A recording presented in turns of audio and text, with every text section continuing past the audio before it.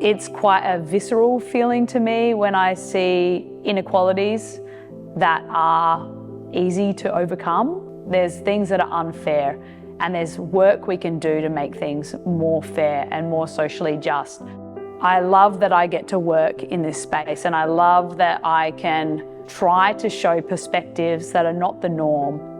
I work for the Global Observatory for Gender Equality in Sport. We aim to mobilise knowledge and influence policy and program and action towards gender equality in sport. I've always been involved in sport. I've played football, I've coached football, and I've always been interested in education and social justice and social embedment. I used to work in some schools that had various inequalities and disadvantages that a lot of students faced. Some of these kids were not involved in the academic sense all the time. Sport was something that they would show up every day, every second of every day for.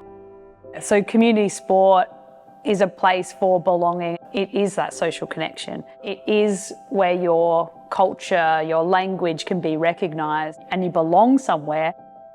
You often get more barriers because of cultural or language limitations. We need to consider things like ethnicity, nationality, language, sexuality, able-bodiedness, disability. We need to be able to have those conversations and start to really broaden the scope of sport and make it inclusive and make physical activity spaces inclusive. If you can influence policy, then you can affect more people, and the hope is that you can improve people's lives through those policies that you inform. So for me, research was my way to really drive policy change. Accelerate action to me means being bold in our decision making to drive the needle forward. A lot of research already exists, but we fail to act on.